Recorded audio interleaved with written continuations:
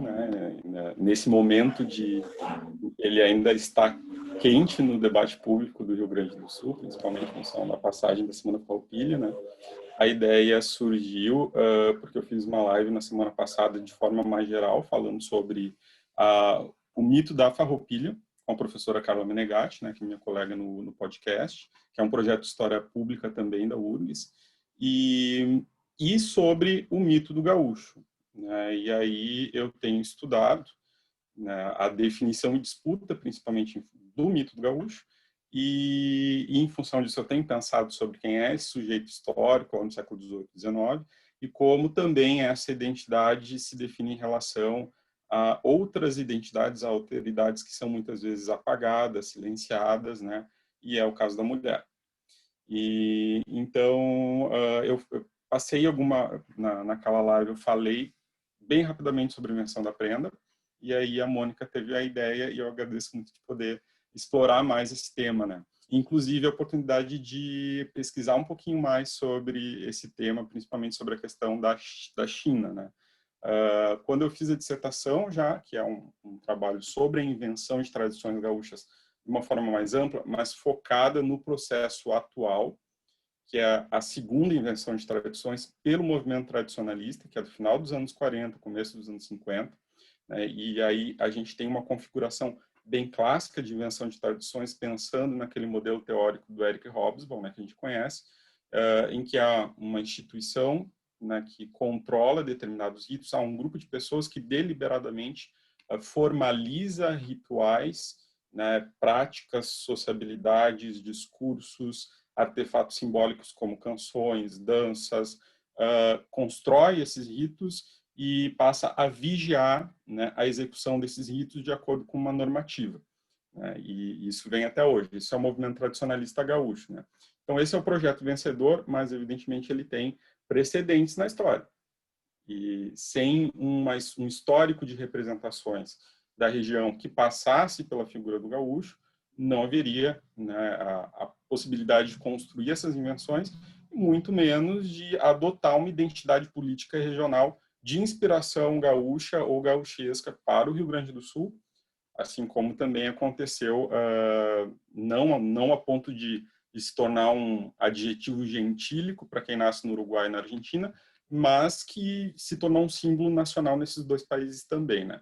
Então eu venho estudando esse processo, e quando eu fui escolher o meu tema de pesquisa no doutorado, eu queria ampliar o meu escopo temporal e retroceder, né, para o século XIX, para entender mais essa produção de imaginário e entender ainda o papel, né, de sujeitos letrados na definição desse imaginário, que aparentemente, né, se apresenta no debate público como algo quase que espontâneo, como se fosse folclórico, né, sendo que não é folclore. Então eu escolhi o Simões Lopes Neto, porque é um sujeito que eu fui identificando na minha dissertação, na primeira pesquisa, que era uma grande fonte dos tradicionalistas, né, para a criação de ritos, né. Todo mundo fala que o Barbosa Lessa e o Paixão Cortes, eles fizeram pesquisa de campo para criar as danças, fizeram, mas não encontraram muita coisa, e eles usaram vários outros, eles se valeram de vários outros repertórios simbólicos, né. De um lado, representações letradas desde o século XIX. Eles leram, entre 1949 e 52, uma bibliografia muito extensa de historiografia gaúcha, produzida por historiadores tradicionais, né? E de literatura e de folclore, produzido no Rio Grande do Sul e publicado no Rio Grande do Sul, ou por autores sul-rio-grandenses, né? Desde o 19 até a década de 20, 30, sob orientação do Dante de Laetano, que futuramente seria, inclusive, professor de História no Departamento de História da URGS, né, da Universidade. Então, é bem interessante pensar o quanto a matriz desses rituais, uma das matrizes principais, é a cultura letrada. E, de outro lado, né, e é interessante pensar isso também para a gente destituir aquela ideia essencialista, atávica, de que tradição, a gente nasce aqui, então a gente atravessado por uma essência tradicionalista, gauchista, enfim, e que ela se representa nessa tradição que deve ser constantemente preservada, né? A gente sabe que o discurso da tradição ele é tautológico, né? Ele se autolegitima com a ideia de que a tradição está morrendo. Então, a gente tem que preservar. Por que a gente tem que preservar? Porque a tradição está morrendo. Então, se ela está morrendo, a gente tem que preservar, né? Esse é o discurso público do movimento tradicionalista, mas das outras experiências também gauchistas que aconteceram, inclusive no Rio Grande do Sul, na Primeira República. Então, eu vou projetar uns slides, uns que são bastantes, na verdade. Vou tentar ser breve, mas eu não prometo, tá, gente? Porque é bastante coisa.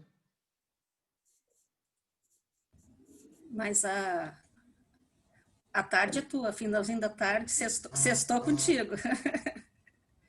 Depois vocês abrem um vinho e a gente segue um happy hour no Zoom.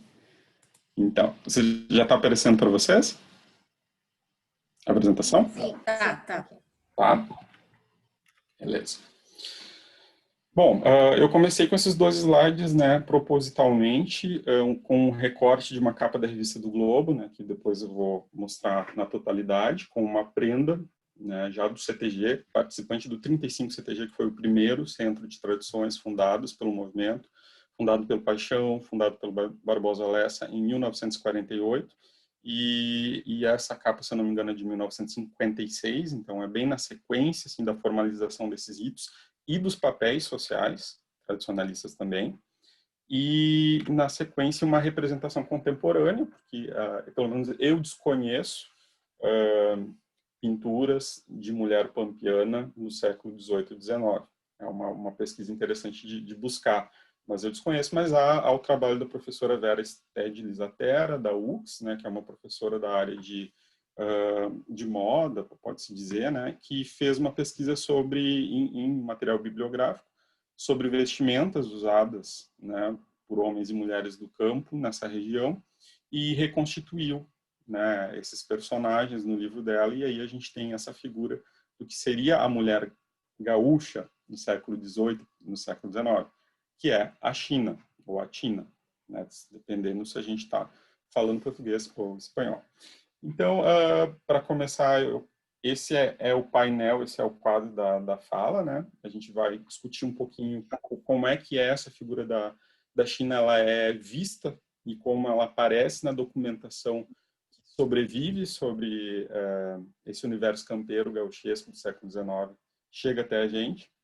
Depois eu quero falar um pouquinho, com um pouquinho mais de atenção, de um momento de domesticação da cultura popular no projeto republicano positivista castilhista do Rio Grande do Sul, e que um dos traços desse projeto de domesticação é o controle das mulheres, né, o controle da rebeldia, digamos assim, feminina, do ponto de vista desses homens positivistas que estão no governo do Estado. E, na sequência, esses mesmos homens criam uma versão mais ou menos definitiva do gaúcho heróico, né? Um gaúcho que pode ser celebrado em comemorações públicas e que depois vai ser adotado pelo movimento tradicionalista como uma fonte de representação. Quer dizer, ali a gente tem um modelo de gaúcho que a gente vai perceber, né? Eu vou mostrar quais são os seus atributos no discurso ideológico, né, a respeito dele, e como isso influencia os ritos do movimento tradicionalista. Entre eles, né, a criação dessa categoria social, que é a prenda, que não existiu no passado do Rio Grande do Sul. Né? Não, ao contrário de China, que a gente pode identificar como a companheira, né, do gaúcho histórico, do gaúcho histórico, não há registro de que o termo prenda tenha sido empregado de uma forma larga para designar mulheres ou uma categoria, claro, homogeneizante problemática, né? A mulher, mas a mulher gaúcha, né, ser chamada de prenda no século XIX. Então, isso foi uma criação e uma escolha desse grupo do movimento tradicionalista em função desse histórico de estigma dessa mulher da China e do apagamento da sua história nas narrativas de formação da região. Então, para começar, tem pouca fonte do século XVIII. Do século XVIII eu não encontrei nada, mas do século XIX tem alguma coisa de fonte falando quem é essa China do lado de lá da fronteira, né, digamos assim, produções castelhanas, principalmente de literatura gauchesca. Nas produções do Rio Grande do Sul começam a aparecer no final do século XIX, segunda metade do século XIX, quando há um primeiro esforço folclorista, né, que vai desembocar no primeiro gauchismo cívico, de inventariar, né, os tipos populares e de registrar vocabulário. Então, eu fiz um exercício de buscar em alguns textos clássicos dessa literatura gauchesca as palavras China e prenda, sabendo que não ia aparecer, pelo menos nesse uso que a gente conhece do movimento tradicionalista, mas queria entender se aparecia no seu uso mais corrente tradicional, e é muito raro também esse termo aparecer. Inicialmente, é importante dizer que essa literatura gauchesca não é uma literatura gaúcha.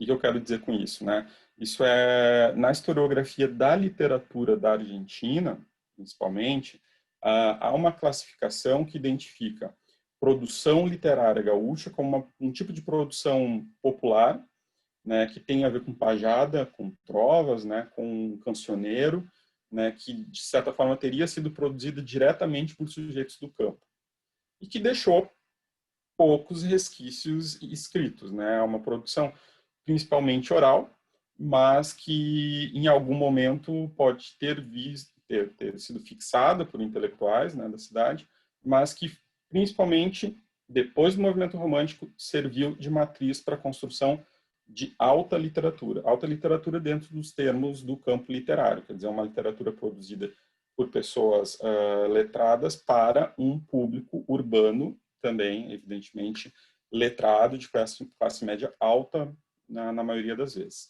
E então esses primeiros registros da palavra gaúcha em literatura gauchesca estão no texto que inaugura o gênero, que são os Cielitos patrióticos do Bartolomé Hidalgo, que não é uma literatura feita para ser consumida como literatura, mas é um panfleto político no contexto da independência do Rio da Prata. Então, por isso, patrióticos, né? E nos Cielitos de 1816, eu baixei o PDF da edição original e aí eu botei lá no instrumento de busca, encontrei 5 ocorrências da palavra gaúcho. É interessante que apenas uma dessas ocorrências aparece no texto, né, na própria poesia, porque também esse gênero inicialmente ele é poético, poesia narrativa, né? E na maior parte do livro, em 4 ocorrências, na verdade, é o Bartolomé Hidalgo, né, que diz ter registrado essas composições autorais de gaúchos, chamando, então, esses autores de gaúchos. Né? Tem um, então, o único seria do Ramon Contreras, se eu não me engano. Eu vou ter que baixar. Né, que fala de gaúcho caliente numa situação de briga, o que já mostra, já é interessante porque mostra que esse sujeito histórico gaúcho, ele é inicialmente, ele é ralé, né, nesse contexto de fronteira, tanto no que será depois serão os países latinos quanto no Rio Grande do Sul, quer dizer, é um sujeito popular. Né, se a gente reconstituir a história da ocupação econômica, inclusive, dessa região, a gente sabe que essa exploração se deu em função da reprodução livre de gado, principalmente gado vacum, mas também gado cavalar, né, os cavalos, e tanto a ocupação do lado de Buenos Aires, quanto a ocupação portuguesa, Rio de Janeiro, e principalmente a capitania de São Vicente, identificam nessa vacaria que se cria livre aqui, que é trazida para cá, mas que se reproduz e se cria livre nessa região de campo plano, mais ou menos plano, né, da Pampa, uma fonte de riqueza, né, porque tem a possibilidade, evidentemente, de exportar o couro desse gado para o processo de industrialização contemporâneo da Inglaterra, né, para a produção, por exemplo, de calçados, e também, inclusive, chifres para a produção de objetos, né. Então, esse gado, inicialmente, ele é caçado, ele não é, ele é um gado dito selvagem, mas não é selvagem, né, ele é um gado domesticado que se criou livre do termo gauchesco, que ele é chucro. E então é essa vida de caça do gado que cria esse tipo histórico do gaúcho. Né? São basicamente homens, né, que, né, né, que trabalham com isso nessa faina, nesse trabalho, e que são homens mestiços, né, evidentemente, de portugueses, espanhóis, negros escravizados, trazidos aqui para a região, e população indígena. Aí a gente vai ver que a população indígena, inclusive, vai ser quase que vai se confundir no discurso com a figura do gaúcho. Então, esse gaúcho, ele não, isso é importante dizer, porque ele não respeita uma nacionalidade definida, inclusive num momento em que não existe as fronteiras do Estado-nação delimitadas entre o que vai virar a ser o Brasil, Argentina e Uruguai. Então, inclusive, ele anda dos dois, por toda essa região de fronteira, né? Todo o Rio Grande do Sul, inicialmente, é um território que pertence à coroa espanhola. Né? Os portugueses vão se apossando desse território, lançando mão, inclusive, da doação de terra para militares, né? Que aí vão fazer a guarda desse espaço, né? De fronteira para a América Portuguesa. Então, esse sujeito, ele tem, provavelmente ele é bilíngue, ou ele fala um linguajar que mistura vocábulos do espanhol com vocábulos do português, e com um vocabulário criado para o trabalho rural também, que depois vai ser a matriz dessa literatura gauchesca. Né? De novo, alta literatura produzindo, se utilizando de um vocabulário, uma linguagem popular para produzir ficção. Então, é interessante pensar que a mulher não aparece nos Selitos, né? Eu fiz uma referência na sequência por Tina, Chinoca, que é uma variação também que aparece muito no Rio Grande do Sul, quase um século depois, né? Ou no final do século XIX.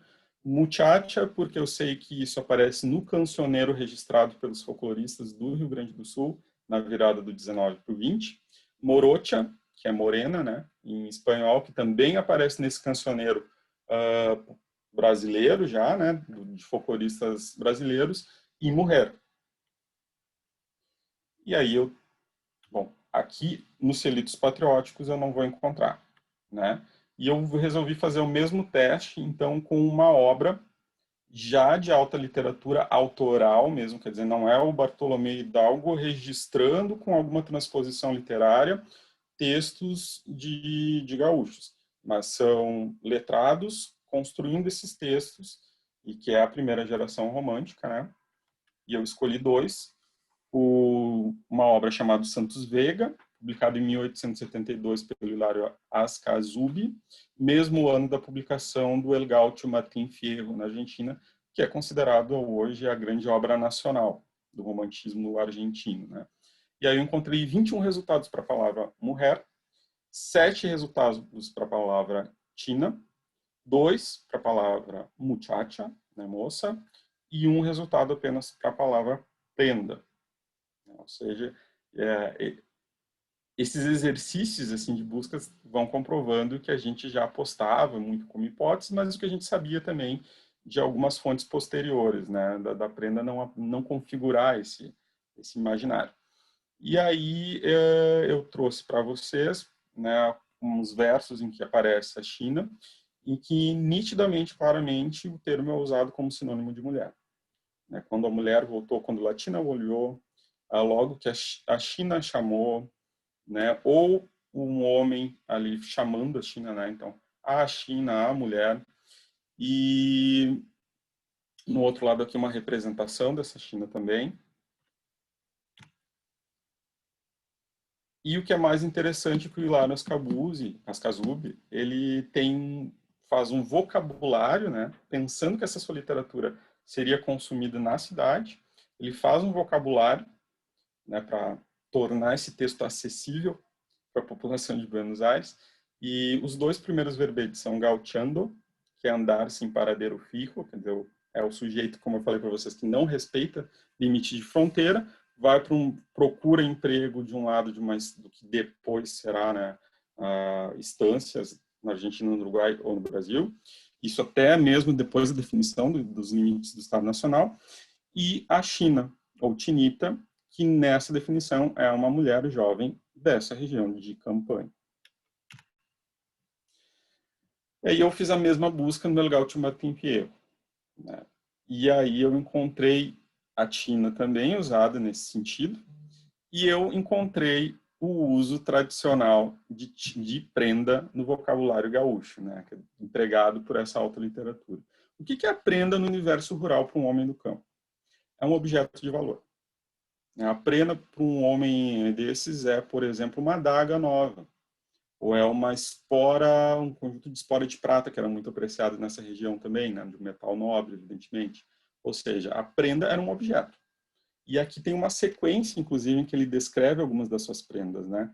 Que ele foi embora, né, sem dar mais voltas, porque o Gaucho Martín ele foge do recrutamento pelo Estado para o Exército Nacional da Argentina e passa anos morando com os índios pampeanos. E aí ele abandona a esposa, né? Abandona a tina dele e deixou, ó, inclusive ele foi embora com as prendas que ele tinha, ponchos, jergas. Depois tem uma sequência que ele fala de outros, mas basicamente instrumentos que são utilizados nessa faina de caça de gado. Aqui tem a sequência. Uma guasca, que é uma tira de couro, que era usado para vários fins nessa lida. Boçal, né? Maniador, cabresto, quer dizer, para montar. Laço, bolas e maneio. Isso é prenda, né? Não é uma mulher. E aí eu resolvi procurar também nos primeiros vocabulários registrados por sul-riograndenses, porque a gente não se chamava de gaúcho, evidentemente, nesse contexto. O gaúcho, como eu falei para vocês, que era um sujeito popular, inclusive marginalizado, ele era extremamente mal visto nas grandes cidades da região, né? E, inclusive em Pelotas, que está mais próximo desse mundo, né? Existe um estigma social da figura do gaúcho. E para ele ser adotado, folclorizado como um sujeito representativo da região, ele vai ter que ser romantizado, ele vai ter que ser extremamente idealizado. E aí a primeira coleção de vocabulário que se tem notícia, né, sobre essa região, publicado por um autor sul-riograndense numa revista, numa edição da revista do Instituto Histórico e Geográfico do Brasil, que é o Antônio Coruja, né, de 1852, tem essa definição de gaúcho: índio do campo sem domicílio certo. Quer dizer, exatamente... Faltou aqui o cavalo. Eu mantive a grafia original nessa transcrição, tá? É exatamente essa definição que a gente via anterior também na região platina, né? E também, olha só que interessante, gaúcho é um adjetivo empregado para designar os cavalos o cavalo teatino, que não é permanente em parte alguma, quer dizer, um cavalo chucro, que não foi domesticado, né? Então, é livre. Essa é a figura do gaúcho, o que é um traço importante também para a idealização romantizada depois, né? Do movimento romântico desse gaúcho, porque ele simbolizaria uma ideia de liberdade nessa região pampeana. Não aparece aqui nem China, nem prenda, nesse vocabulário. Na sequência, a gente vai ter um vocabulário publicado em Pelotas, em 1898, pelo Romagueira Correia, que é um desses intelectuais republicanos, polígrafos, que começa a registrar, né, elementos dessa vida do campo, percebendo que essa vida estava em vias de extinção. Estava sim, porque a gente tem, já no final do Império, além da definição dos limites nacionais, né, com fronteira, e isso barra também o acesso desses homens, dos dois lados, né, eles acabam tendo que escolher uma pátria quando isso acontece. Também tem o cercamento das terras, a definição da propriedade privada e a construção de um modelo de produção de gado que a gente pode chamar de capitalista, empregando trabalho assalariado, trabalho escravo no lado brasileiro também, mas principalmente trabalho assalariado no lado uruguaio e argentino. Isso, evidentemente, acaba com o modo tradicional de vida desse sujeito, que passa a ser recrutado como peão da estância. E é nesse momento que passa a ter uma confusão entre a palavra gaúcho, né, que o próprio Romagueira Correia diz que eram bandos de índios guerreiros e cavaleiros, com a ideia de homem do campo, peão de estância, ou indivíduos da campanha que montam com garbo, elegância, que são bons cavaleiros, camponês, campeiro.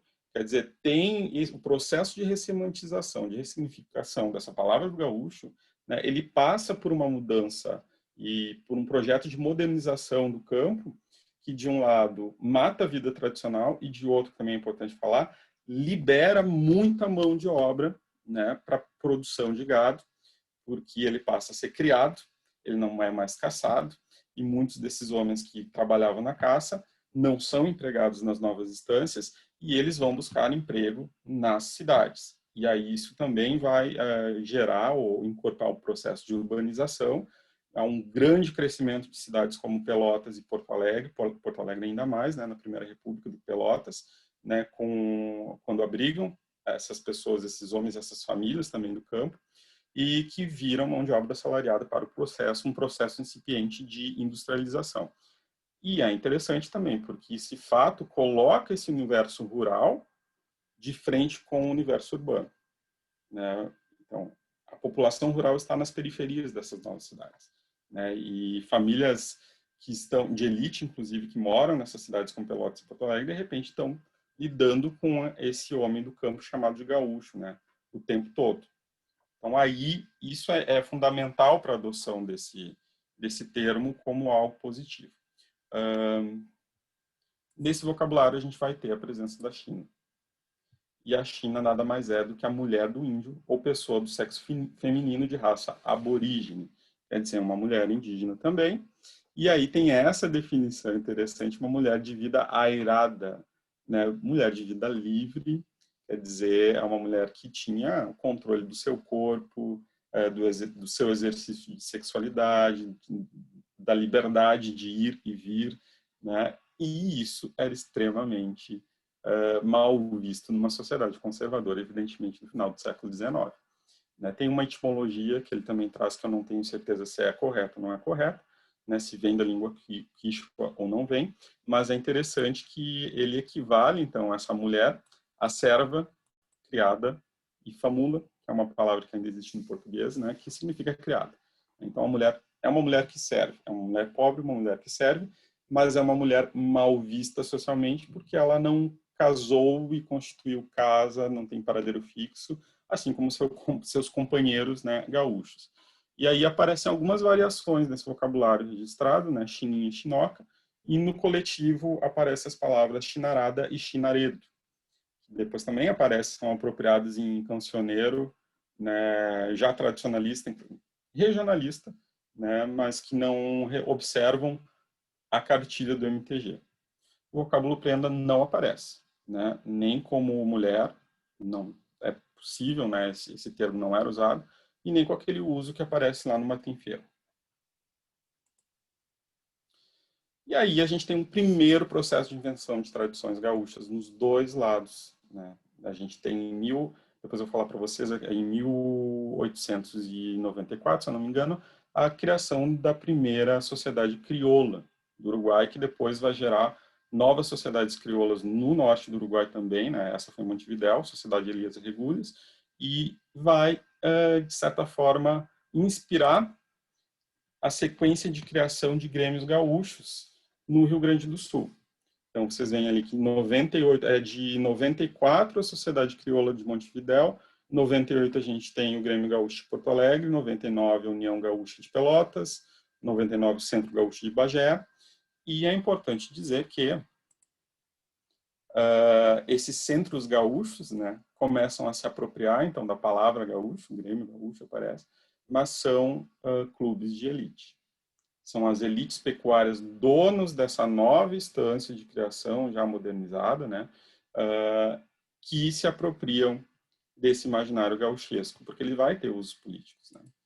E aí eu trouxe para vocês uma figura de um gaúcho típico, tão típico que ele nem era gaúcho de verdade. Né? Esse autor, o Coelho Neto, provavelmente vocês conhecem, é um dos principais autores regionalistas da Primeira República no Brasil, ele é maranhense.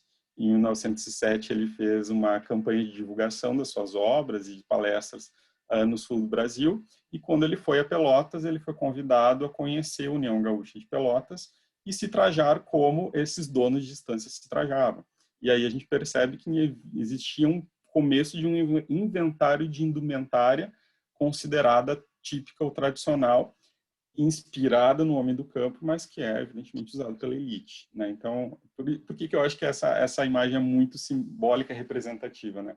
É uma pessoa que não tem essa extração social, é uma pessoa que não tem identificação com essa figura e está devidamente, como depois os tradicionalistas vão chamar de pilchados, né?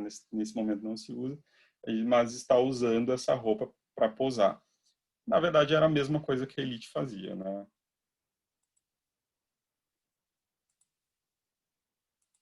Aí eu gostaria de ler, eu não sei como é que eu estou com o tempo, mas tem uma fonte, meu Deus, já falei um monte, mas tem uma fonte muito interessante que o principal fundador desses clubes, que é o Cecim Brajac, ele escreveu e publicou um livro em 1912 que foi muito utilizado por historiadores na sequência para pensar que o movimento tradicionalista era uma sequência desse gauchismo cívico, né? Então, olha só, assim constituída a sociedade, União Gaúcha, e o Grêmio Gaúcho, farão parte dos programas das nossas festas tradicionais o mais que for possível. A representação teatral, em cenários campestres, improvisados ligeiramente, de atos do passado, né, tais como cenas da nossa antiga hospitalidade, olha a romantização, os exercícios do gaúcho, que são exercícios equestres, seus jogos ou diversões, tais como carreiras, danças camponesas, aí é importante, cantos em desafio ou sem ele, ao som de instrumentos tradicionais, passeatas de grupos bem organizados trajando a gaúcho, cavalhadas e de tudo quanto relembrar postos bons traços do passado. Na verdade, ele está descrevendo o que acontecia no Uruguai, nessas sociedades gaúchas, mas isso nunca se efetivou enquanto projeto no Rio Grande do Sul. Eu fui atrás de matérias, né, nos jornais da Primeira República que estão digitalizados, né, por exemplo, no site da Biblioteca Nacional, que tem uma hemeroteca maravilhosa, e se vocês buscarem lá, vocês não vão encontrar nenhuma, não tem nenhuma fonte que deixe a gente acreditar que houve, de fato, a formalização de todos esses ritos. A não ser que havia um clube de sociabilidade de homens de elite que se trajavam à gaúcha, né?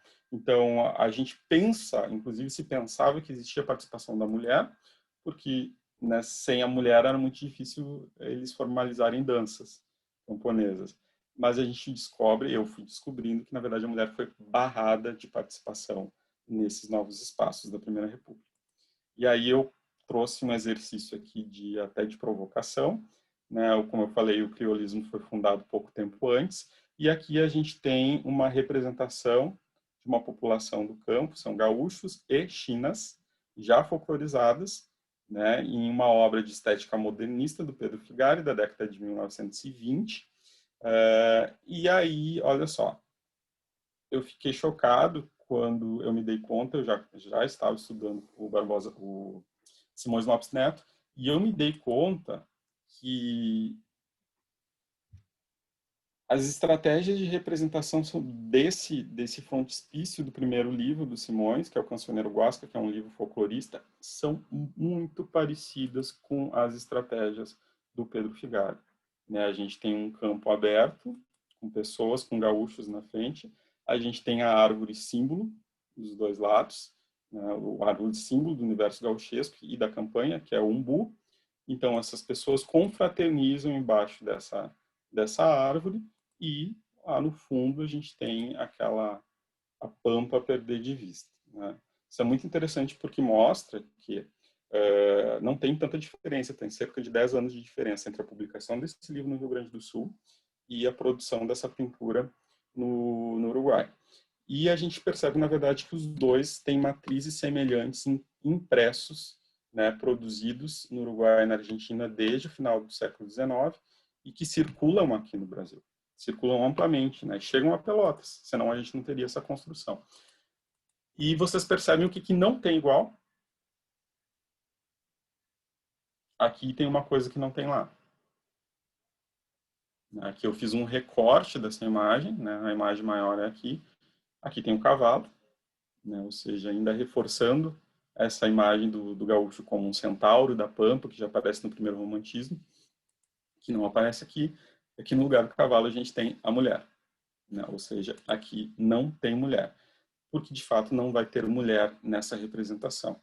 Poucos anos depois, em 1916, o governo do estado do Rio Grande do Sul publica um álbum, um grande álbum mostrando como é que era a nossa economia, os tipos tradicionais daqui, e aí tem essa representação do habitante do Rio Grande do Sul.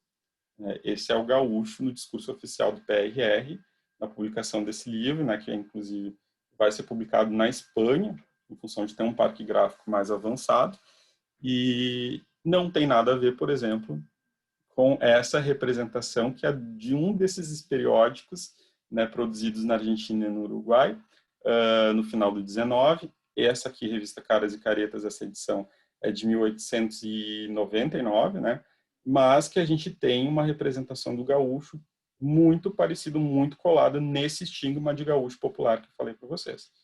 Né? E um dado interessante, né, que eu identifiquei no processo de idealização do gaúcho aqui, é que, em função da necessidade de domesticar a rebeldia dessa figura, né, e de afastar a figura do gaúcho do Rio Grande do Sul da figura do prata, se usou nesse primeiro inventário de indumentária a bombacha e não o xiripá.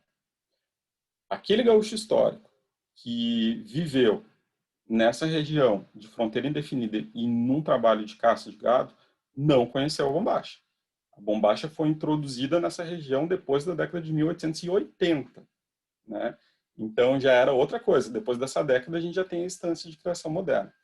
Então quem vai usar é o peão de estância, não o gaúcho. Então eles já estão num processo de ressignificação, usando essa figura já domesticada, né, disciplinada do trabalhador do campo, para evitar esse estigma aqui de gaúcho no Rio Grande do Sul. Eu uso esse termo domesticação, né, emprestado de uma obra de um historiador da literatura que eu gosto muito, que é o Henri Rama, que mostra justamente que esse primeiro gauchismo cívico, né, criado pelas elites também do Uruguai e da Argentina, que inspiraram esse primeiro gauchismo cívico no Rio Grande do Sul, ele serviu, né, para esvaziar o universo gauchesco do seu histórico potencial de rebeldia. E a gente vê isso muito claro nas estratégias ideológicas do PRR.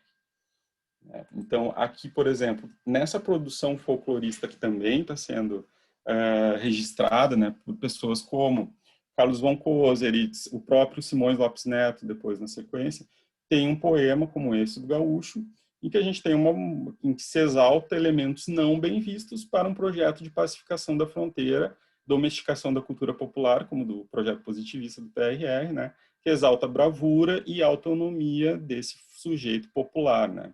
Sou valente como as armas, sou guapo como um leão, índio velho sem governo. Aí tem o elemento da miscigenação também que não é bem visto, né, no processo de idealização.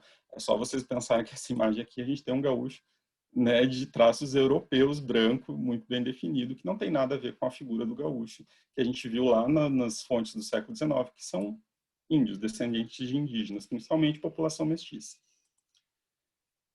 E nesse processo de domesticação faz parte o controle das mulheres, né? E aí, de um lado, a gente tem um histórico de misoginia na própria cultura popular, e de outro, a gente tem um projeto positivista extremamente conservador, que designa papéis extremamente conservadores para as mulheres. Eu selecionei aqui uns trechinhos, né, de Cancioneiro, que estão registrados, eu não sei se vocês estão me vendo ainda, mas nesse livro do Simões Lopes Neto, que é o Cancioneiro Guasca, que é a primeira obra dele de 1910, que ele faz algum trabalho de campo, né? Ele entrevista, diz pelo menos que ele entrevista alguns idosos, né? E recolhe versos e quadras, mas ele basicamente compila textos já publicados na imprensa, né? E aí tem coisas como essa, que já publicados na imprensa de folcloristas que teriam ouvido, né, trovas e trocas, inclusive em situações em que existem mulheres, né, na posição de trovadora ou de pajeadora, né?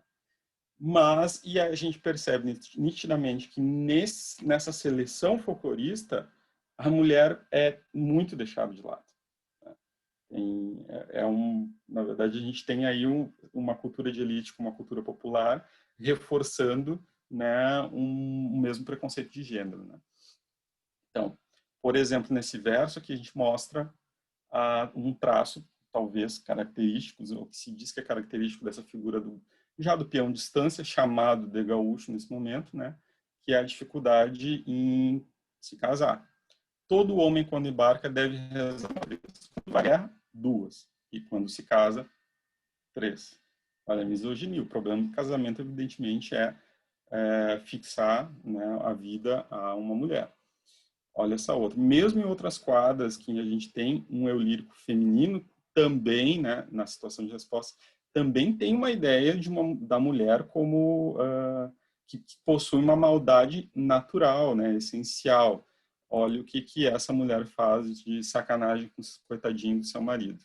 Casei-me com um anão para me fartar de rir, pois faço a cama bem alta e ele não pode subir. Nesse livro que eu mostrei para vocês, tem mais ou menos 700 quadras compiladas, né? E aí eu fiz uma contagem dessas quadras na minha tese, quem quiser acompanhar depois, identificar, e eu faço uma classificação dos várias tópicas usadas ali, e tem 49 quadras tratando da mulher como objeto de desejo do gaúcho.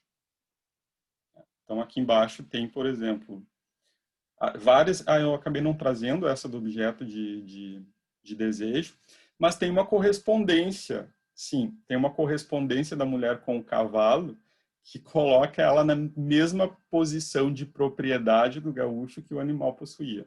Né? E tem essa quadro que diz: estou velho, tive bom gosto, morro quando Deus quiser.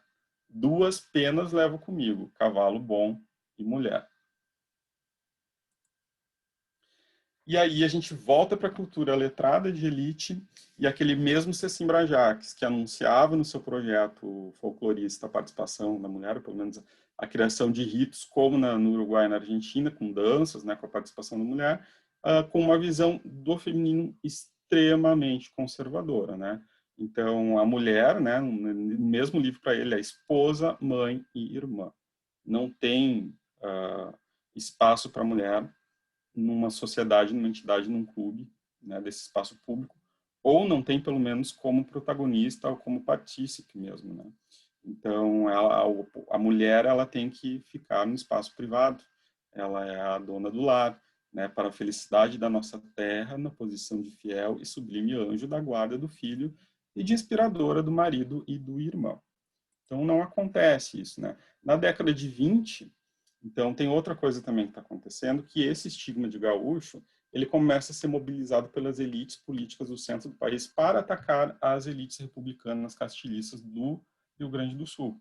Porque o gaúcho tem justamente, inclusive na cultura letrada, muitas obras que ligam o universo campeiro ao universo de barbárie, incivilizado, como é um clássico, né, dessa literatura na Argentina, que é o Facundo, de um futuro presidente da República Argentina com um projeto modernizador muito parecido com o dos republicanos positivistas, que é o Domingos Sarmiento, que se chama Facundo Civilização ou Barbárie. Barbárie é o universo do campo. Então, se torna ainda mais necessário, né, não conseguindo escapar da pecha de gaúcho, essa elite começa a redefinir esse gaúcho e cria o mito do gaúcho heróico, reforçando o modelo de masculinidades da elite militar. Por quê? Porque ele nobilita a memória popular do gaúcho, confundindo, né, o gaúcho com a memória da elite militar farroupilha. Desde o final do século XIX, né, a farroupilha está sendo resgatada pelo movimento republicano, né, e a gente vai ter obras como do Assis Brasil, né, que depois vai ser, inclusive, dissidência republicana, né, contra o Borges de Medeiros, na década de 1910, mas que desenha a farroupilha como um prenúncio republicano do Brasil. Ou seja, o Rio Grande do Sul não era separatista, a experiência da República Rio-Grandense não era separatista, mas era uma experiência que prenunciava o destino final de república e era uma experiência que, dentro dessa lógica ideológica, né, ela iria republicanizar o todo nacional. Essa figura, né, também é embranquecida. E eu trouxe para vocês um pequeno trechinho de um historiador famoso, né? Claro, é um político de profissão, o Aurélio Porto, né? E funcionário público também, e ele diz: a nossa gente que vem de troncos portugueses, mas que recebeu também um forte contingente de elementos e de origens ancestrais flamengas, será, ou seja, reconhece alguma coisa de origem castelhana, mas é branca também. será na grande pátria um tipo notadamente diverso dos seus irmãos e de outras circunscrições do país. Quer dizer, esse processo de higienização ideológica passa pela elitização da figura do gaúcho, passa pelo branqueamento da figura do gaúcho e pelo reforço de modelos de masculinidade viril ou heróica, digamos assim. Tem lugar para a mulher nisso? Não tem lugar para a mulher nisso. E aí eu encontrei num livro da Dora Barrancos, né, que se chama História da Mulher na Argentina, ela mostrando também o que seria essa figura da China. E aí eu achei bem interessante que ela diz, algo que também acontece aqui, mas acontece lá, ó, a China não passou pelo mesmo processo de operação, né, que valorizou, reabilitou o gaúcho Martim Fierro, né, porque houve também um investimento simbólico na figura do gaúcho lá para poder usá-lo como peça política publicitária, né. Houve esse processo de branqueamento, de disciplinamento, né, de cantar o heroísmo, mas, então a China era muito mal vista socialmente, mas ela aparece como uma possibilidade nesse primeiro gauchismo cívico, como não aparece no Rio Grande do Sul. No Rio Grande do Sul também não houve, né, essa valorização da figura da China, e houve um apagamento total dela, porque houve a impossibilidade de participação da mulher nesse processo. Bom, a gente vai ter um período no Estado Novo, né, de combate às oligarquias regionais, a gente sabe disso, então, e em função disso também o governo central tende a combater produtos culturais regionalistas nesse momento, mas terminado o Estado Novo, a gente tem um novo clima que possibilita a produção novamente de bens simbólicos locais, localistas, regionalistas, né? E é nesse momento, por exemplo, que a literatura recupera a vertente regionalista, neo-regionalista. A gente vai ter romances históricos sendo publicados por sujeitos letrados que até então faziam produção apenas de romance urbano, como é o caso do Érico Veríssimo, publicando em 1949 O Continente, e a gente vai ter a criação do CTG. Há vários elementos que podem explicar, né, a construção desses ritos por sujeitos que são basicamente estudantes do interior, que vêm filhos de produtores rurais, alguns de grandes estancieiros, outros de classe média, rural, a gente pode dizer assim, que vêm para Porto Alegre estudar no Colégio Júlio de Castilhos, público, mas público para uma elite, e que se defrontam com uma capital também em projeto de modernização e sentem, né, uma perda de identidade. Em termos sociológicos mais amplos, a gente também está vivendo o fim da Segunda Guerra Mundial, né, e com isso uma abertura política, né, para a inclusão de regiões periféricas, né, como é o caso do Brasil e como é o caso dessa região fronteiriça, ainda mais periférica. A gente é a periferia da periferia, né, capitalista, mas que passa a ser incluída nesses mercados e com um projeto de venda, né, do American Way of Life. Então, tem os regionalismos no Brasil e também na América Latina, a bibliografia mostra isso, são uma reação também a esse processo de homogeneização cultural pós-Segunda Guerra. Então, eu já apontei para isso. E aí eu trago uma imagem do Paixão Cortes, como outro dos fundadores do 35 CTG, quando eles estão ensaiando tudo de novo, eles estão criando. O mais louco é que eles não sabem da existência desses primeiros clubes gauchistas, né? Porque eles, em função do Estado Novo, eles perderam o caráter regionalista. Os que não acabaram, o União Gaúcha de Pelotas, por exemplo, simplesmente acabou.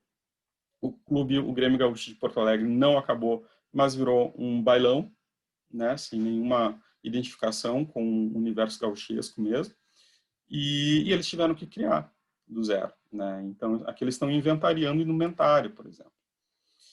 E aí, eu mostro na minha dissertação, espero ter mostrado, né? Já falei para vocês que um dos repertórios, uma das matrizes, né, dessa invenção de tradições é a cultura letrada, e outro é o criolismo argentino e uruguai, mais uma vez, né? Porque no final da década de 30, há um renascimento das sociedades crioulas na Argentina e no Uruguai, e de forma independente, né, do que está acontecendo na fundação do 35 CTG, mas em 1949, né, já tem alguns anos a comemoração nacional do Dia de la Tradición em Montevidéu, e o governo do Uruguai costumava receber delegações de movimentos crioulistas da Argentina e convida pela primeira vez o governo do estado do Rio Grande do Sul a mandar uma delegação. E aí eles convidam essa gurizada do 35 CTG, né, que estava saindo do Colégio Júlio de Castilhos, e quando eles vão, né, a primeira ronda crioula, que tem uma cronologia dessa constituição do movimento, né, em 47 a primeira ronda crioula de estudantes, em 48 a fundação, eles saem da escola, né, e não podem mais fazer esses ritos e encenar essa vida campeira no âmbito do Grêmio Estudantil, né, então eles criam essa entidade, CTG. 49 eles vão para Montevidéu e aí eles importam essa perspectiva dramatizada de gauchismo cívico que o Cecim Brajax prometeu fazer na Primeira República, mas que foi barrado, né, pelo conservadorismo positivista. E aí eles vêm com a ideia de fazer danças tradicionais, eles criam, produzem essas danças tradicionais. Eu estava falando antes sobre a questão do essencialismo, né? Eu tinha lembrado, mas não falei, vou falar agora. Além do Barbosa Lessa e do Paixão Cortes terem feito pesquisa bibliográfica e terem feito pesquisa de campo, assim, no interior, eles fizeram uma viagem por vários países da América Latina e recolheram bibliografias sobre folclore latino-americano. E no acervo do Barbosa Lessa, que está disponível em Camaquã, na Secretaria Municipal, tem a biblioteca dele com muitos livros anotados. E tem um livro de folclore peruano com uma dança típica, né, de população aborígene, indígena peruana, em que tem uma seta anotada e o Barbosa Lessa escreveu pau de fitas. Pau de fitas é uma das danças tradicionalistas do manual de danças que vem na sequência e que é dessas danças que são confundidas com folclore ainda hoje em dia, né? Então, como que a gente vai dizer que essas coisas são folclóricas? Não é uma crítica, porque evidentemente nenhuma cultura é purista, né? E a gente não vai defender aqui purismo cultural, mas para mostrar que essa essência não existe, né? E para construir esses ritos eles se valeram inclusive da troca cultural, com culturas até talvez mais distantes e culturas não vistas socialmente de uma forma positiva, como eram sociedades indígenas no Rio Grande do Sul ainda, né? Da década de 50 tem um grande debate entre os historiadores, se a gente poderia narrar a história dos 7 povos missioneiros na história do Rio Grande do Sul, porque esses 7 povos rendiam tributo à coroa espanhola e eles resistiram à incorporação do território pela coroa portuguesa. Mas, na verdade, a grande discussão é reconhecer que eles são nossos antepassados e reconhecer que a gente é indígena, porque a gente tem uma matriz indígena forte. Uma coisa é pegar o chimarrão e algum outro hábito de origem guarani e folclorizar, formalizar como um rito. Outra coisa é reconhecer que a gente tem sangue indígena, né, nesse contexto de extremo preconceito racial. Eu trouxe uma foto para vocês verem, né? Aqui a gente tem os homens do Julinho, não existia mulher, né, nem no colégio, em 47, nem no 35 e 48, e eles posam uma foto com a Sociedade Elias Regules, aquela fundada lá em Montevidéu, em 1894. Né? E aí eles importam isso. E aí, na sequência, em 1949, as fontes, os relatos deles mesmos, dizem que eles convidam as mulheres para participar, né? E aí aparecem as primeiras fotos, e parece que houve a primeira reunião de mulheres no 35 CTG. Mas é interessante que a palavra prenda não aparece nesse momento. Ela só vai passar a aparecer em 1950, quando Barbosa Lessa redige o regimento da instituição. E aí eles fizeram um regimento como outro clube, só que eles usaram um vocabulário campeiro para as posições assumidas, pelos cargos assumidos. Então, o presidente do clube é o patrão, dono da estância. Né? Tem determinada função lá que é o capataz. Outra, o dançarino é o peão. E a mulher? Vamos chamar a mulher de China, né? Ela não passou pela nobilitação e ela tem esse histórico bem problemático de ser uma pessoa, de uma figura socialmente mal vista e indígena. Né? Eles contornam isso construindo essa ideia de prenda a partir principalmente de um precedente famoso, que é a canção Prenda Minha, que estava registrada no folclore do século XIX pelo Carlos von Koselitz que foi reproduzido depois pelo Silvio Romero, e o Mário de Andrade, lendo o Silvio Romero, publicou esses versos aqui, em um texto no centro do país, e que aí, a partir desses versos, a canção foi regravada, passou a ser gravada, na verdade, e virou um sucesso nacional. Né? Então, fala noite escura, prenda minha. Aqui o que a gente tem? Um homem que chama a mulher de prenda. Por quê? Porque ela é o seu objeto de desejo. Isso não significa que todos os homens entendiam que as mulheres eram as prendas. Significava que esse homem em específico identificava a sua amada como a sua propriedade. Em termos de vestuário, eu já estou acabando, tá? Eu sei que eu já devo ter falado quase uma hora, talvez mais de uma hora, mas eu já estou acabando, só para mostrar para vocês que até essa solução, ela tem que ser ainda mais conservadora do que estava sendo feito na Argentina, e inclusive para poder arregimentar mulheres que dançassem nos CTGs, né, nas próprias famílias desses homens de elite, né? Então, e uma das funções, né, desse vestido de prenda tapar toda a mulher da maneira como tapa, é justamente afastar alguma suspeita, né, de que seria um ambiente perigoso para as filhas da elite ou da classe média de Porto Alegre, né, de participar desse novo CTG. E o Barbosa Lessa tem um livro publicado em 1985 que conta a história da produção desses ritos, e é muito interessante porque o Barbosa Lessa é a primeira pessoa que usa o termo invenção de tradições gaúchas, né, quer dizer, o próprio inventor. Ele leu o Eric Hobsbawm, né, que tinha sido traduzido, publicado a coletânea do Hobsbawm, Invenção das Tradições, e ele disse, é isso aí mesmo. Né, em qualquer lugar do mundo houve, depois dos movimentos nacionalistas e românticos, idealizações e construções de tradições, e foi isso que a gente fez. Ele, claro, do ponto de vista dele, ele diz, não tem problema nenhum. Mas ele admite isso, né? E aí ele tem um relato sobre a invenção do vestido de prenda. Eu vou ler para vocês.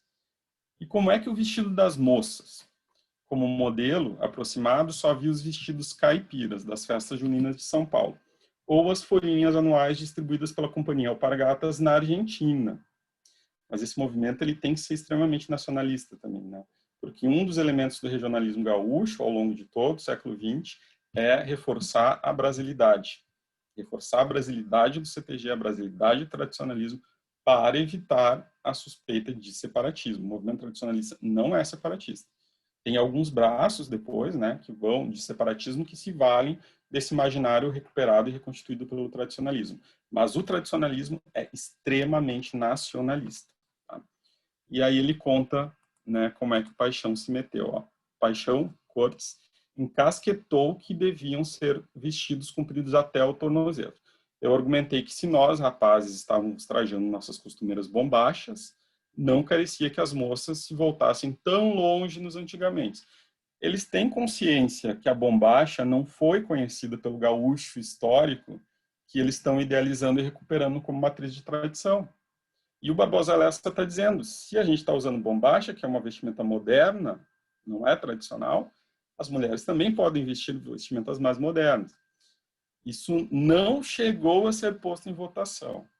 Aliás, mas o bigodudo Paixão nos venceu pelo cansaço. Quer dizer, eles queriam colocar em votação e o Paixão Cortes não deixou.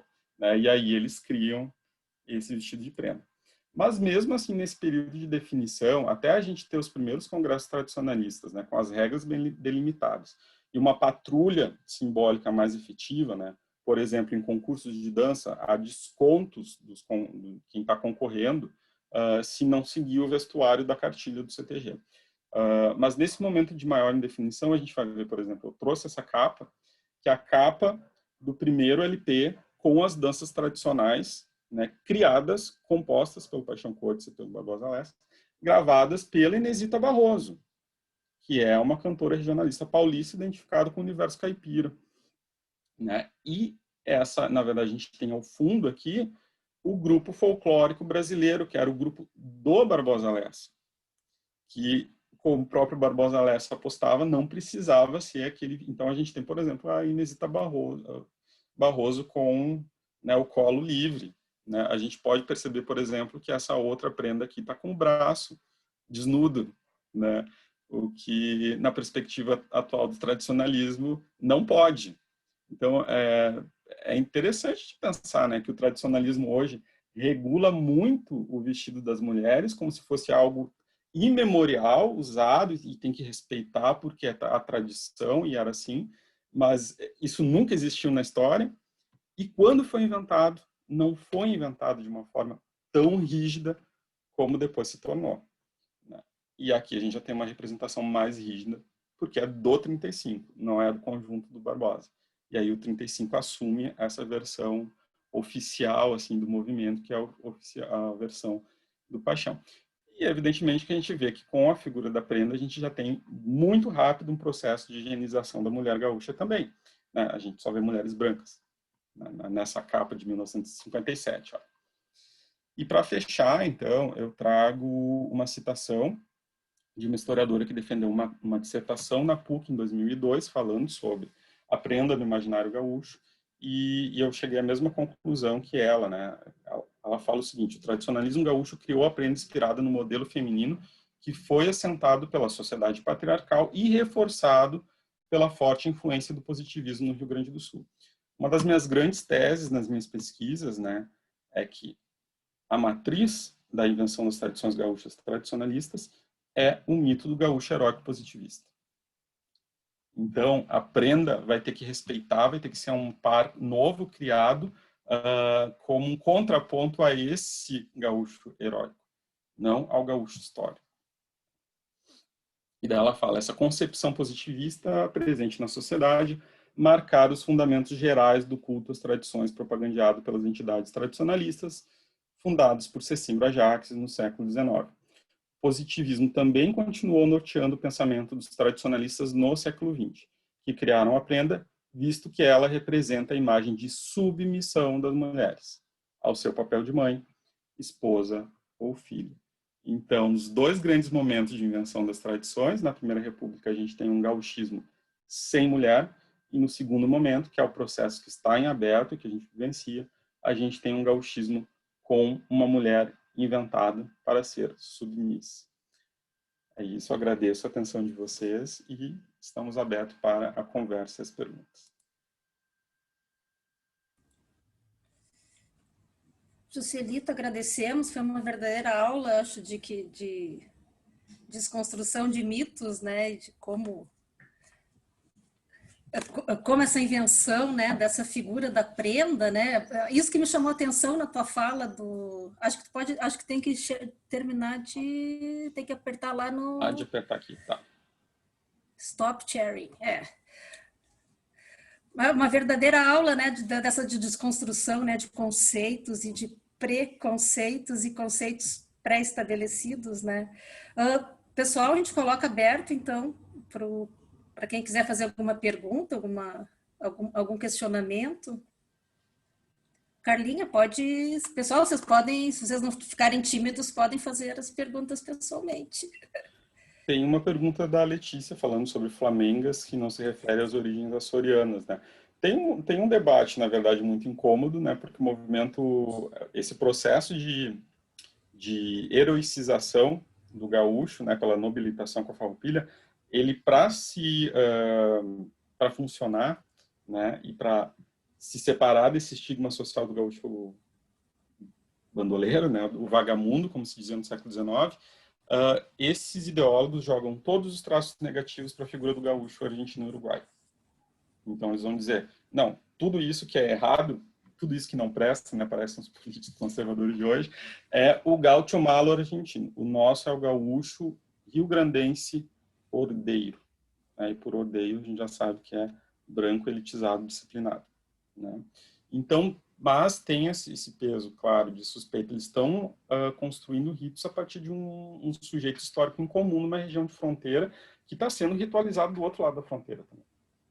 E alguns intelectuais nesse momento aí, acho que foi a Carla quem perguntou, né, a Letícia, e alguns intelectuais defendem, como é o caso do Manuelito Dornelas, que o gaúcho dos dois lados tem uma matriz comum flamenga, que é uma via de acesso a um universo, inclusive, árabe.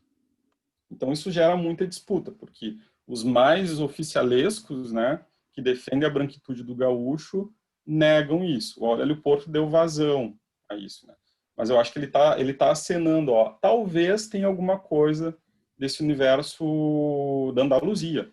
Eu acho que é isso que eles estão falando, né? Talvez tenha alguma coisa do universo da Andaluzia que vai gerar esse mundo da Argentina e do Uruguai, mas o grosso, né, e ele reforça, o grosso é o tronco português. A Carla Barbosa está perguntando se existe algum trabalho, né, que compare as prendas com as mulheres históricas do século XVIII e XIX. Eu desconheço. Tu conhece algum? É uma pesquisa a Não, eu ser gostaria. feita ainda, eu acho. Pois é, depois dessa palestra eu fiquei muito animado com a ideia, até falei para a Mônica, de escrever um artigo sobre isso, né? Porque, de fato, eu analiso a invenção da prenda na dissertação, que depois vira o livro, e quando eu vou estudar, né, os primeiros movimentos folcloristas, enfim, eu percebi essa ausência da mulher, e eu fui entender um pouquinho dessa lógica do estigma da China, né, como ele opera, né, sendo silenciado, né, que é uma forma, o silêncio também é uma forma de permitir a nobilitação do homem, né, o silêncio dessa mulher, e aí isso aparece na minha tese. Então, eu tenho 2 trabalhos com cada uma das pontas. Então, acho que eu vou unir essas pontas e explorar mais essas coisas que, né, que vocês estão, foi a Carla que apontou, né, que possa fazer uma comparação entre elas, talvez, né? Até porque essa construção não é recente, quer dizer, é bem recente, né, Bem da recente, em construção da termos prenda, né, históricos. então é interessante a gente perceber isso, né, e essa fixação, né, que eles têm com essa figura da prenda, né, bem interessante. O Sandra Donner perguntando, eu me lembro ainda do choque que tive quando descobri que as prendas não podiam mostrar os braços nem o colo. E para tu ver, Concordo. né, pelo que o Jocelito mostrou aqui, é bem recente mesmo, né, essa fixação dessas regras, né, logo quando começou ali na década de 40, 50, não era assim, né. É até meio triste de pensar que, na verdade, esse processo vai cada vez ficando mais conservador, mais conservador, mais conservador. De repente, entra a mulher, né? Porque sem a mulher não tem como encenar aquele projeto mais ou menos como o criolismo argentino e uruguaio, tanto que não existiu isso na Primeira República.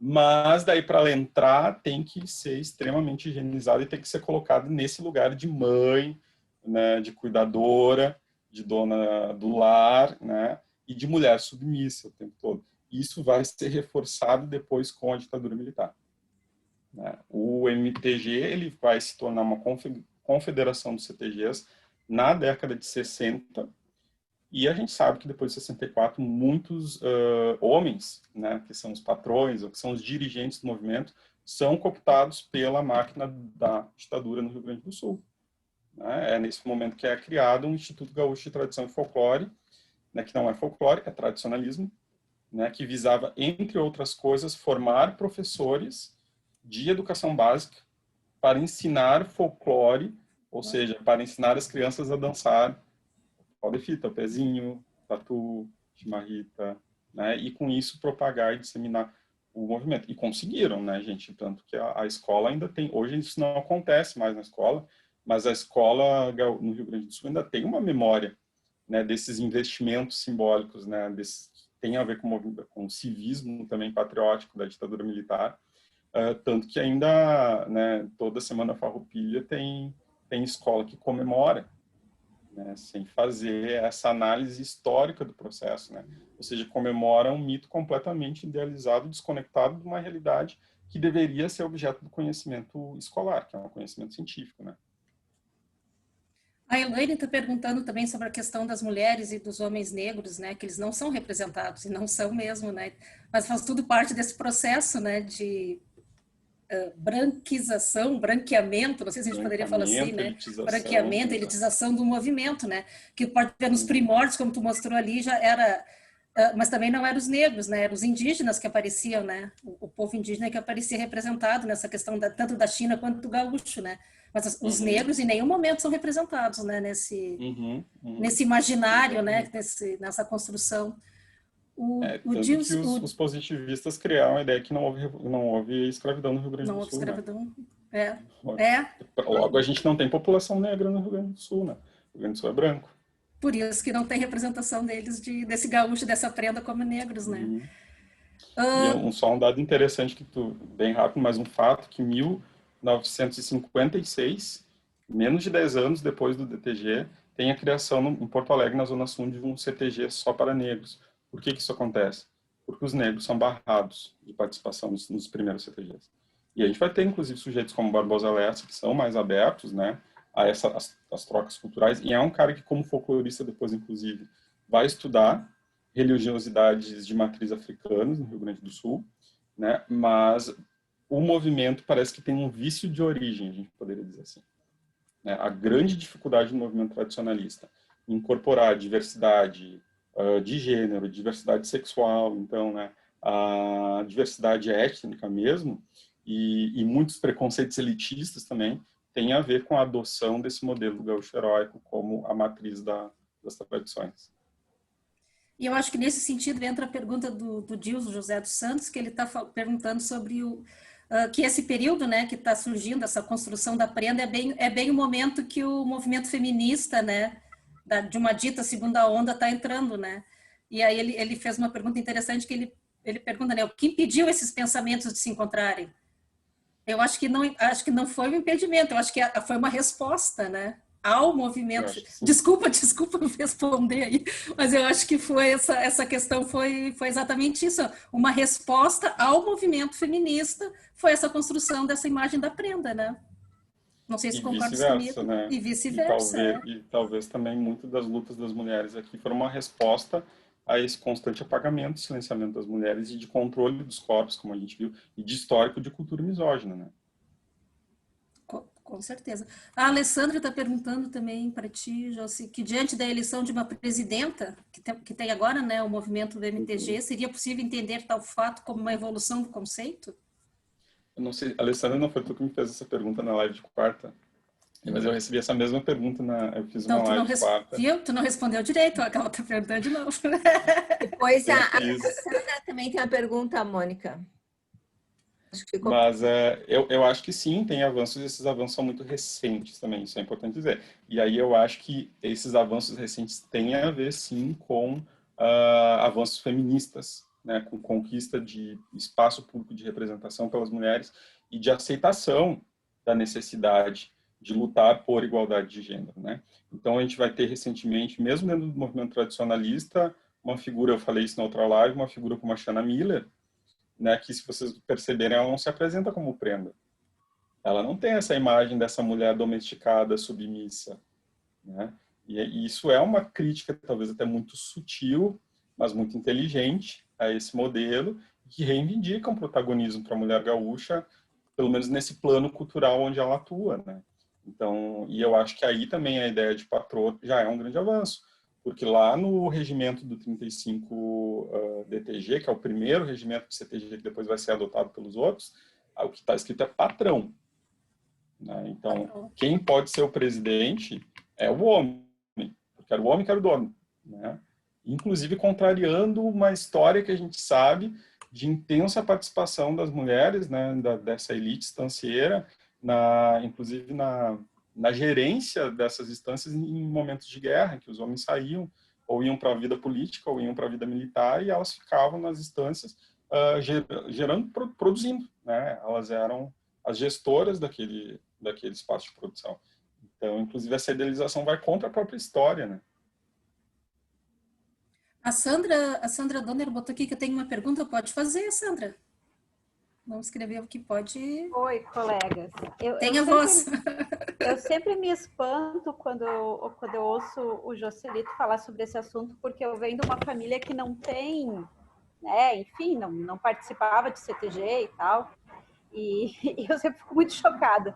E eu fiquei pensando o seguinte, né, nos teus estudos, tinham mulheres que participaram dessa criação, dessas tradições, e como é que em algum momento aparece se elas corroboravam ou simplesmente tá o nome delas lá e não se ouve elas na documentação?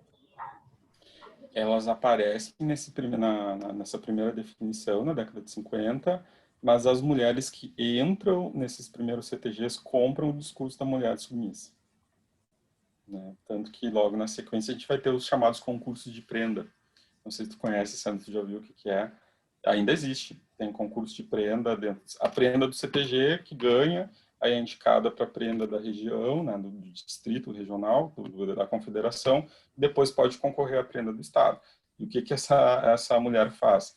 Uma série de provas, prova escrita e provas domésticas. Né? Ela tem que saber cozinhar, ela tem que saber preparar chimarrão, ela tem que levar um bolo, alguma coisa para a banca, para mostrar que ela sabe cozinhar, ela tem que... Então, tudo isso, além de dominar o discurso ideológico do movimento. Né? Ela tem que conhecer a história do movimento, ela tem que conhecer a versão do movimento para a história do Rio Grande do Sul, inclusive.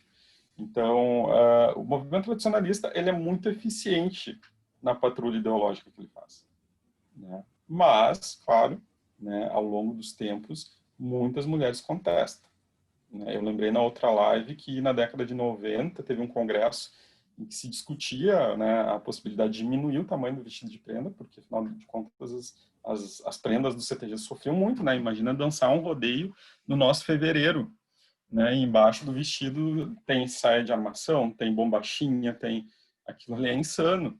E elas apontavam para eles, olha, não dá, não está dando, e qual o problema? Vocês sabem que esse vestido aqui não foi usado. Né?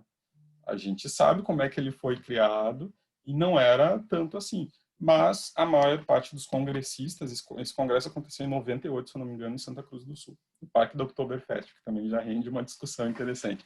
E a maior parte eram homens, e os homens disseram, não, continua tapando aqui, tapando aqui, tapando aqui, não pode aparecer o colo.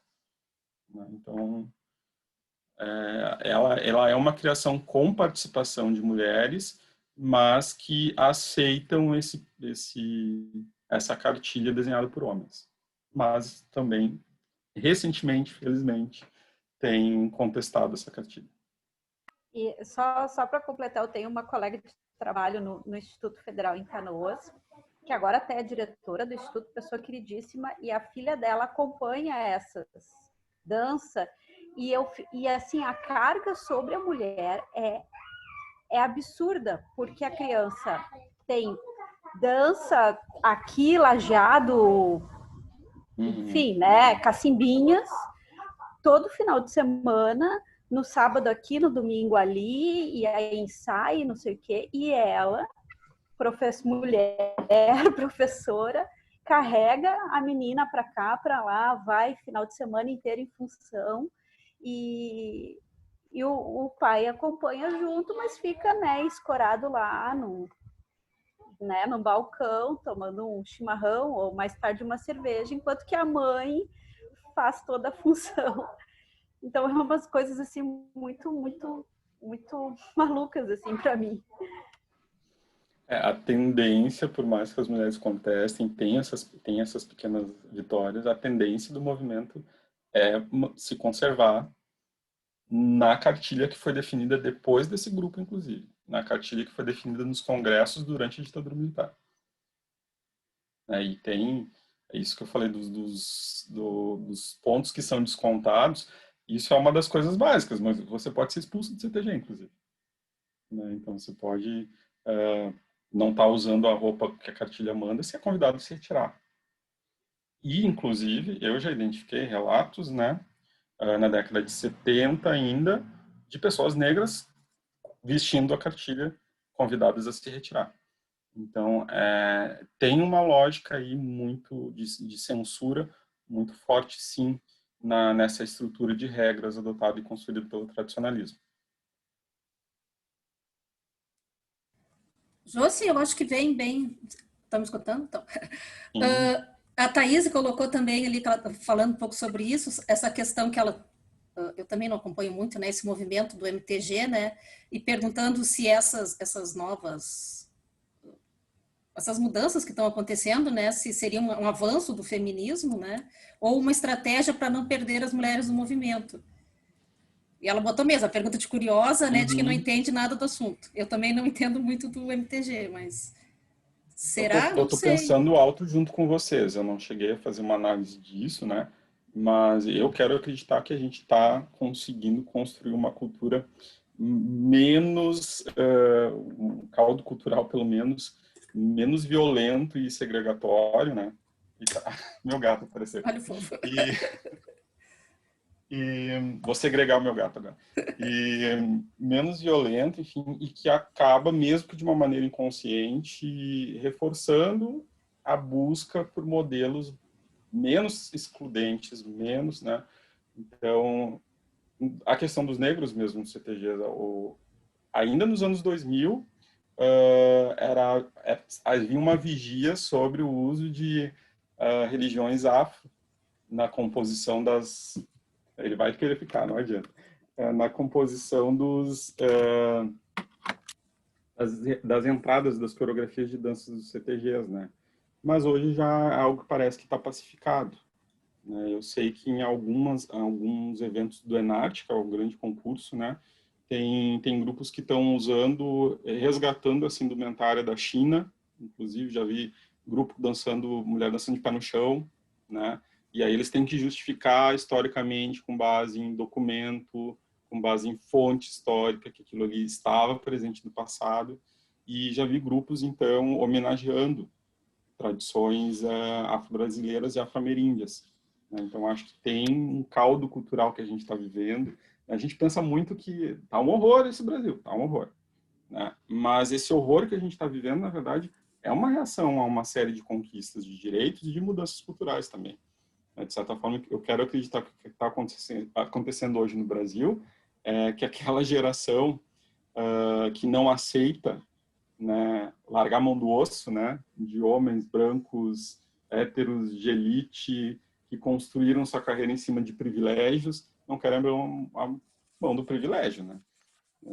Vão pensar no Bolsonaro, né, no presidente. Não tem meritocracia de uma pessoa dessa ser presidente da República, né? É uma carreira política construída em cima de privilégios e preconceitos, né? Então, eu acho que acho que tem avanços, né? É difícil dizer, eu queria muito poder dizer que a nossa cultura está sendo mais feminista, né? Ou pelo menos exigindo direitos iguais entre homens e mulheres. No geral não é, mas eu acho que tem uma tendência aí sim, né? Não tem, o movimento tradicionalista, a gente não vai ver ninguém assumindo o discurso feminista, é isso que eu quero dizer. Mas eu acho que tem pessoas aproveitando esse caldo de busca por mais direitos para tensionar, né, propostas mais excludentes. Nisso a Marlise está lembrando também um símbolo dessa discussão, né, a própria luta do uso da bombacha pelas mulheres e também a discussão sobre os gays, né, o LGBTQs, né, nos CTGs, né. Pouco também tempo atrás teve... Tem toda uma discussão sobre isso, né. Teve uma disputa bem acirrada, porque eu acho que tinham 2 casais que queriam casar no CTG, né, que cresceram no CTG, e o CTG não deixou fazer o casamento, e foi uma confusão. Incendiaram, né, o CTG, né? Teve um caso mais recente, Marlise. Teve um caso mais recente, eu até posso buscar depois, mas de um CTG que topou abrigar a cerimônia. Era uma cerimônia coletiva de casamentos, né? Que estava sendo organizado por uma juíza, e tinha um casal gay nisso. O CTG, beleza. O CTG amanheceu incendiado antes da cerimônia. Tocaram fogo. Eu lembro disso aí. A população, a comunidade, não aceitou. Não aceitou. Aproveitar ver como está arraigado isso, né? Como está arraigado. Mas a Letícia queria fazer uma pergunta, ela tinha levantado a mão? Não sei. Não sei. Ela tinha levantado. Eu aguardo. Só para concluir um pouco aqui, essa questão que eu estava colocando, né? Eu acho que essa questão da tradição, né, de manter essa tradição conservadora, né, o quanto ela é forte, só tentando juntar um pouquinho as coisas que a gente está vendo aparecendo aí nas perguntas, mas tanto a questão da indumentária, né, a questão que o Joselito trouxe da questão das escolas e a resistência das escolas, e como algumas escolas, quer dizer, tem escolas que faz parte do currículo escolar, né, o desfile, farroupilha, em que é uma coisa que enquanto, né, os historiadores, historiadoras, enfim, a gente vem trabalha com isso, estuda isso, quer dizer, é toda uma construção, enquanto que o CTG tem mais autoridade que o historiadora dentro de uma escola, né, para ensinar, enfim, né, a história do Rio Grande do Sul. Isso é um absurdo, né, mas tem mais autoridade, o CTG tem, e aí isso é uma questão muito importante quando aparece, quando a gente vê que muitas pessoas que não querem ouvir a historiografia, não querem ouvir. Não, mas eu quero ensinar para os... Eu ouvi isso na minha própria família. Não quero ouvir. Eu quero ensinar para os meus filhos aquela história da Revolução Vitoriosa, dos heróis, etc. E que mantém todo um... Quer dizer, não é só essa questão, né? É que mantém todo um conjunto, né? Valores conservadores, né? O que esse CTG dentro da escola representa, né? Não são só aquelas danças ou desfile, né? O herói farroupilha, mas é um conjunto, como a gente está vendo aqui, um conjunto de valores conservadores, né? Inclusive misóginos, etc., né? Homofóbicos e aí adiante, né? Que se tá, e por isso que eu acho que a gente tem que promover essas discussões como a de hoje, né? Para exatamente, né, tentar desmistificar, né, quebrar estereótipo, desconstruir, enfim. Desculpa, Letícia. Pode dar a palavra agora, interromper. Posso só fazer um comentário para não perder o gancho? Depois eu pego. Mas eu esqueci de falar, mas processo de invenção de tradição no mundo inteiro geralmente é uma resposta simbólica de compensação a um processo de decadência econômica e social. Então, a gente vê, por exemplo, no Rio Grande do Sul, esses dois grandes momentos têm a ver, primeiro, com a decadência da elite fronteiriça, né, porque o produto dela, o charque, enfim, passa a ganhar menos importância na pauta de exportação do Rio Grande do Sul, ao mesmo tempo que a gente tem a ascensão de outras elites nas antigas regiões de colonização recente europeia, né, e o processo de industrialização. Então, começa daí.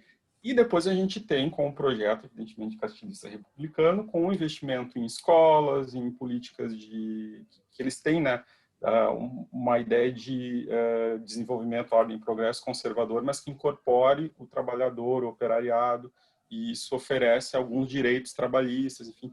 Com isso, a gente teve, evidentemente, um período de auge do Rio Grande do Sul no cenário nacional, né, que chega até a Era Vargas, e depois da Era Vargas, Rio Grande do Sul é ladeira abaixo, assim, né, gente? Então, crises sucessivas. Basta a gente pensar a história do Estado, né, do governo, né, sempre lutando para manter as suas contas. E num momento como esses, a gente tem um discurso regionalista que conforta, porque ele diz que a gente tem um lugar, né, melhor do que esse que a gente vê no mundo. Não, nossa. E aí o grande perigo é que, junto com todo esse mito, tem uma ideia de superioridade. Exatamente. Né? De que a gente Exatamente. é melhor. É muito perigoso. Letícia, com a palavra. Então, boa tarde. Parabenizar o Joselito pelas apresentações, os conceitos e a pesquisa realizada nesses temas. Me interessa muito.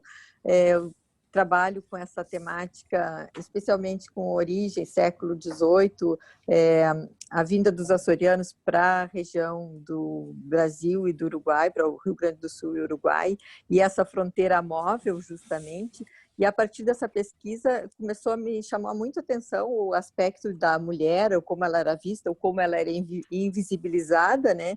E justamente ontem apresentei no Seminário da Colômbia um trabalho sobre justamente o imaginário da mulher gaúcha e da prenda, né, a partir dos autores positivistas, como o Jacques Sesimbra, como o Alfredo Varela, o Borges Fortes, que são autores que falam justamente do açoriano como parte desse mito de origem, ignorando basicamente os outros povos, inclusive os povos originários, né, na formação desse contexto do que é o gaúcho.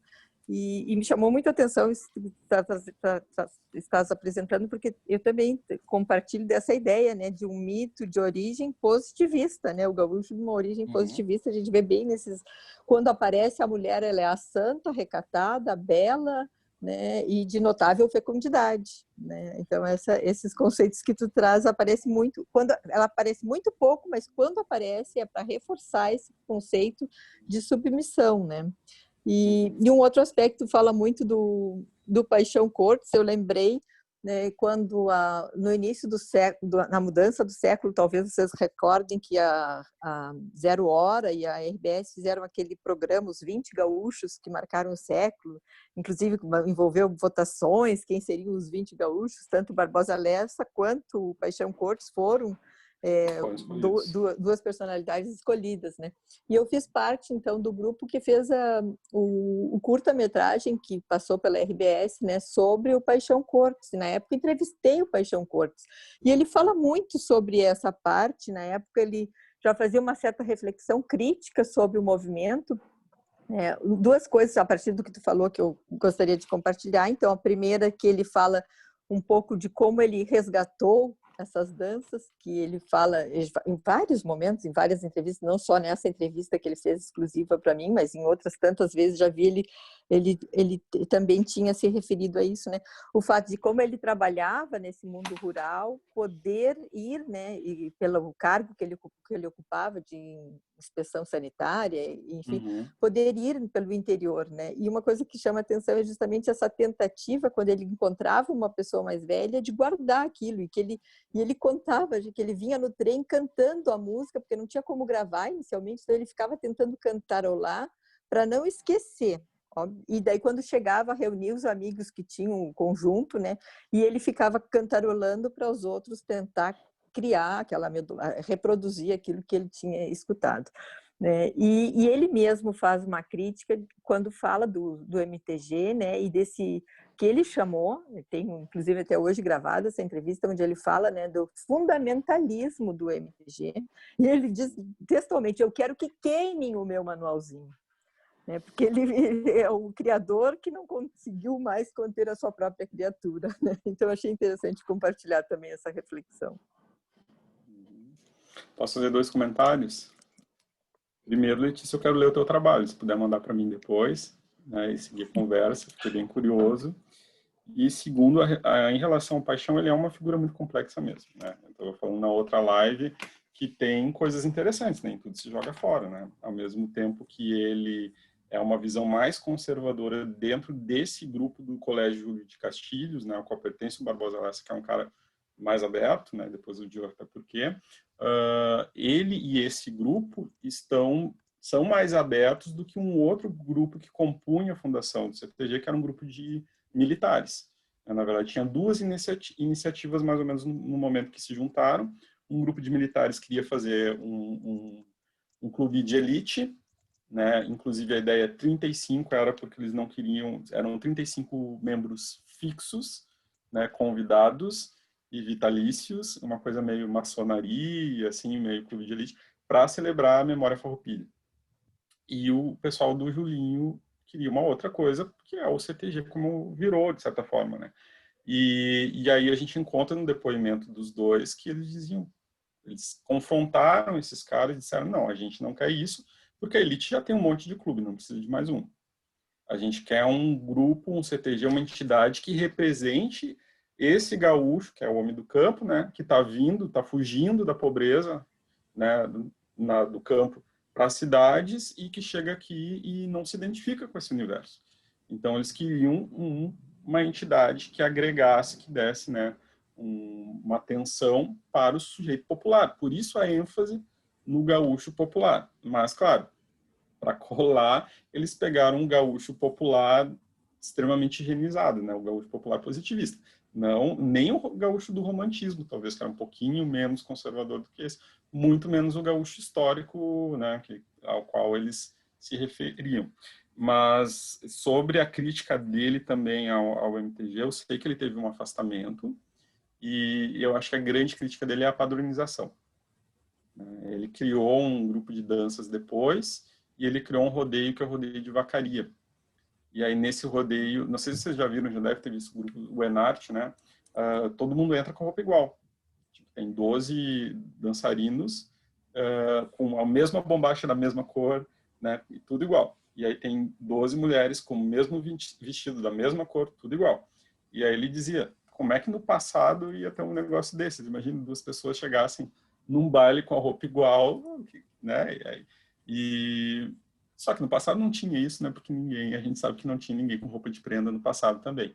E aí eu queria dizer com isso que a crítica dele, por um lado, é contra o engessamento, e isso ele está junto com o Barbosa Lessa, né? Nesse livro de 85, que o Barbosa Lessa fala da invenção das tradições, ele está fazendo isso para defender inovação, porque ele está defendendo o pessoal da Califórnia da canção nativa, que na década de 80 está introduzindo instrumentos como guitarra elétrica na música regionalista e que está importando ritmos do Uruguai e da Argentina, e também está importando tópicas, né, de defesa do popular da esquerda, né, porque a canção popular, né, nativista nesse momento é uma canção de protesto na Argentina e no Uruguai. E eles estão trazendo isso. Então há um fundamentalismo. O CTG vai contra essa ala da Califórnia e o Barbosa Lessa defende essa ala da Califórnia, dizendo: a gente inventou, então deixem, né, esses jovens continuarem inventando. Quando a gente chegou aqui não tinha nada, não tinha música, não tinha cancioneiro, né? Eu falei na outra live, não tinha um LP com as canções gravadas no século XIX que o povo dançava. Então eles tiveram que criar usando várias estratégias, né?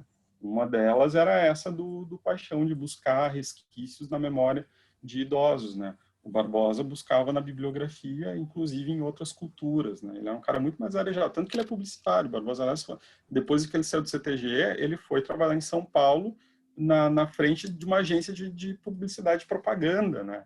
Quer dizer, não é um cara com a cabeça assim... Vou aproveitar e fazer propaganda, ó, Josi, do livro do Josi. Isso.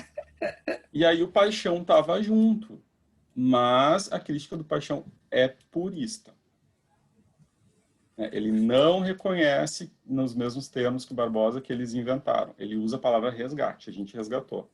Né? Tu falou isso na tua fala, Letícia. E, inclusive, eu encontrei no acervo do Barbosa Lessa uma carta. O Barbosa Lessa fazia cópia do que ele escrevia, mandava a carta e guardava. Né? Ele sabia que em algum momento ele ia ser estudado. E aí tinha uma cópia de uma carta que ele mandou para o Paixão, puxando a orelha do Paixão Cortes, com esse grupo lá dele de vacaria, porque o Paixão chamava de grupo folclórico. E o Barbosa Lessa já dizia, já tinha abriu mão disso lá na década de 50 e dizia: a gente não faz folclore. No máximo, que isso que tu está fazendo, que a gente fez é projeção folclórica. É uma composição autoral baseada em elementos do folclore. E isso ele defende nesse livro também. Então ele puxa a orelha do Paixão, mas depois ele meio que joga: tá, mas eu sei que tu não vai ouvir mesmo, faz o que tu bem entender. Então também tinha essas disputas entre eles. É interessante pensar, né, que esse movimento também, por mais que seja engessado, sempre tem tendências, tem disputas, tem contestações, e algumas mais abertas, né, mais arejadas, às vezes até dos próprios fundadores. Joselito, só para a gente encerrar, então, o Jorge Luiz deixou uma pergunta que eu acho que para encerrar, para complicar um pouco: como explicar isso em sala de aula? Acho que tu pode bem falar que tu tem um projeto sobre isso também, né? Que tu aplicou no Colégio de Aplicação, né? O Aplicação é o colégio de aplicação, né? Essa a nossa o nome já grande diz, ideia. Né? A escola é um grande laboratório, né? Então a gente tem vários espaços curriculares assim de autonomia para produzir coisas novas, discutir coisas novas, né? E assim que eu entrei, eu fiz um projeto de pesquisa para pensar possibilidades curriculares e de discutir nessas questões do ponto de vista da historiografia e não do imaginário ou dos CTGs ou do tradicionalismo, né? E aí eu tenho 2 artigos até publicados, se quiser procurar. Um é sobre da memória ao ensino de história e o outro é geografia imaginária do Rio Grande do Sul.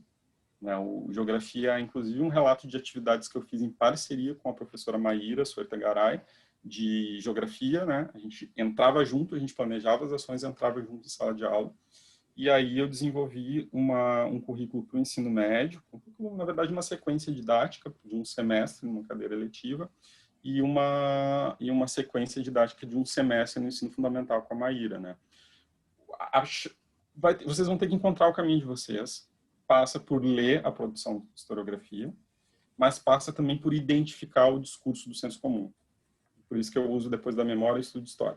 Tanto para desconstruir esse discurso, né, com base nos dados historiográficos que a gente tem, que são científicos, né, têm respeito à realidade histórica, né, mas também para aproveitar, né, esses momentos em que as pessoas estão abertas a discutir identidade e tal, como a gente está fazendo agora, né, no rescaldo da Semana Farroupilha. né? Na semana passada a gente fez uma live no PPG de História da URGS, que a Carla também participou comigo, eu estava falando antes, né, para a Mônica e para a Marisa, que lá no YouTube está com quase 1000 visualizações, e que é uma plateia que dificilmente a gente consegue na universidade quando a gente faz uma palestra, assim, uma roda de conversa e divulga, né? Então, e por que isso acontece também? Claro, tem a ver com as mídias, mas tem a ver com esse momento. As pessoas estão antenadas, elas querem saber sobre, elas querem falar sobre, então elas vão encontrar. Então a gente tem que aproveitar essas oportunidades de debate público para apontar respostas, né? Trazer as respostas da nossa disciplina, né? Da história, e desconstruir esses mitos políticos que são extremamente problemáticos, que legitimam, sim.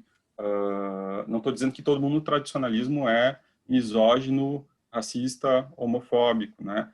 Mas o mito de origem, por isso que eu falei numa espécie de vício de origem, sim, é um discurso ideológico que passa pela misoginia, passa pelo machismo, passa pelo racismo, passa até, de certa maneira, por mais contraditório que seja, por um certo elitismo e preconceito com grupos populares, né? Então, hoje tem que ser elitizado. Não é tudo da cultura popular que entra quase nada da cultura popular entra no gaúcho positivista, e é muita coisa barrada de cultura popular no gaúcho positivista tradicionalista, né? Que é a sequência deles. Mas tem várias estratégias a partir disso, né? Uma coisa que eu fiz que é bem legal, se vocês tiverem oportunidade, é fazer saída de campo, né? Eu peguei um micro-ônibus da universidade, a gente tem... dá para agendar qualquer unidade, pode agendar para fazer saídas de campo, e eu agendei e eu fui levando a gurizada nas estátuas da cidade. Eu sei que é mais difícil, às vezes, mas vocês podem, por exemplo, de repente, marcar no Monumento Júlio de Castilho, ou ir com eles até lá e fazer uma caminhada em alguns lugares. Então, eu levei eles lá, fiz a análise deles, dos monumentos com esse primeiro gaúcho, lá positivista, depois eu trouxe eles na Redenção para ver o gaúcho oriental, né? E eles mesmos foram percebendo os contrastes entre as duas imagens, porque o gaúcho oriental é um presente do governo do Uruguai, do governo do estado do Rio Grande do Sul, no centenário da Farroupilha, e que é baseado no outro mito, daquele gaúcho que é visto como gaúcho malo. Então, hoje está lá no centro da redenção, né? Eu contei isso na outra live. Mas ele foi escondido durante décadas, né? Assim que ele foi ganhado, ele foi colocado num canto entre árvores, depois construíram um viaduto no lado e quase ninguém sabia da existência dele. Foi o Fortunati que recentemente se deu conta de que tinha uma obra de arte de bronze gigantesca, né, pesando toneladas, escondida no meio do mato da Redenção, e resolveu capitalizar isso, botando no centro também não é bobo, ele sabe que isso rende, né, capital simbólico, né? Capital simbólico. Então, capital simbólico. Então, compara, vai, leva, ou traz essas imagens, né? A gurizada percebe, né? E isso é sempre interessante, lançar provocações, lançar perguntas e discutir, dialogar, e dá para desconstruir, sim. Só um detalhe, quanto mais novos, eles estão mais abertos, né? E aí, só para dizer que, infelizmente, a gente tem uma concorrência desleal, né? Então, porque a gente desconstrói o mundo, constrói o mito, a gente desconstrói o mundo, desconstrói o mito. Então, no ensino médio, ele já tem a ideia do gaúcho heróico, farroupilha, republicana, e daí tu vai, olha, não é bem assim. Eles entram em choque. Fundamental, eles estão super abertos e querem conhecer, querem entender e querem perguntar por quê. Então, quanto antes a gente conseguir discutir história do Rio Grande do Sul nessa perspectiva, melhor. Jocelita, desculpa aí, é que é a intimidade. A gente é amiguinho, é que a gente é amigo. É que a gente é amigo bem próximo. Até, né, Mônica? Até já moramos junto, é verdade. Temos um passado em comum. Josi, nós moramos juntos lá no Rio de Janeiro ainda, né? Josi, eu queria agradecer muito, né, pela tua disponibilidade em falar com a gente e fazer propaganda dessa live que ele fez, que foi através dela de fazer esse recorte, né, que eu acho que foi super produtivo, e a gente viu pelas perguntas e pelo que tu apresentou para nós aqui também. Então, só para encerrar, então, eu quero agradecer a todos e a todas, né, que acompanharam. Quem não pôde acompanhar, provavelmente nós vamos deixar nós estamos gravando, né, então com a permissão do Joselito, a gente vai deixar ele no YouTube. Então, para fechar, então, né, fazer um encerramento, até para não se estender muito, porque hoje é sexta, né, pessoal? Apesar de a gente não poder sair, mas vamos descansar, né? Então, acho que nós, então, como pesquisadores, como educadores, eu acho que a gente tem que ter uma visão mais crítica, né, sobre essa história regional do Rio Grande do Sul e dessa construção dessa identidade gaúcha. Essa construção, como que tu mostrou para nós aqui, que é uma construção, né, de longa duração, né, e que me parece muito visível e ainda mais visível nessa construção, nessa invenção, né, da figura dessa prenda nesse imaginário regional, mas também nacional. Então, para mim, acho que a gente pode dizer assim, um ponto positivo desses centros de tradições gaúchas que a gente tem espalhado pelo mundo todo, não é só aqui no Rio Grande do Sul, né? Temos não só no Brasil, já tem até no Japão, né? Eu acho que a gente pode dizer que eles sendo, então, como esse veículo, né, como esse espaço de sociabilidade, de trocas, de amizade, um lugar mesmo de afeto, né, e dessas manifestações culturais, né, dessas danças, dessas recitações de poesia, de música, de festa, de culinária. E eu acho que esses momentos de debate, como a gente propôs hoje aqui, que eu acho que foi um momento muito bom, né, são muito bons para isso, né, que é importante para a gente pensar, para a gente compreender que essas representações, então, de homem, de mulher, como gaúcho, como prenda, são isso, né? São construções narrativas e que conhecer as suas origens nos permite, então, desfazer esses mitos, essas crenças, combater essas intolerâncias e procurar, né, buscar um entendimento mais rico e mais pleno dessas diferenças, né? E destacar também a importância desse olhar gendrado, vamos dizer assim, né? Para a gente entender essas questões, para desmistificar esses discursos que nos oprimem, que nos afastam e que segregam muitos, né, e muitas.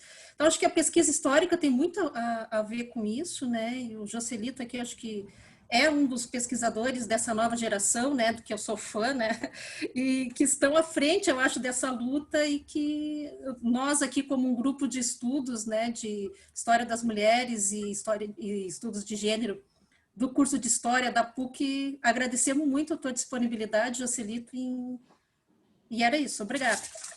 Eu que agradeço. Foi muito bom conversar com vocês. E depois, se quiser passar para o pessoal aí algumas referências também, depois a gente manda por e-mail, tá? Claro. Dessas aí que tu Eu falou. coloquei o meu e-mail bom. lá no início também, mas eu sempre repito, é joselito.zala@urgs.br. Quem tiver interesse em discutir mais, estou aberto aí para discussão. É isso que é importante no nosso trabalho. Né?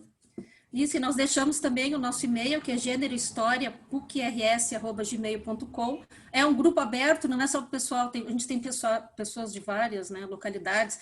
E, então, esse momento de pandemia está nos proporcionando esses momentos assim mais calorosos, né, via encontros virtuais, né? Mas agradecemos muito, Joselito, a tua disponibilidade. Felizmente não podemos sair para tomar uma cervejinha ou um vinhozinho hoje, mas mora no nosso coração, tá? Obrigada. Obrigado, gente. Obrigada, Joselito. Obrigada a todos e todas aí.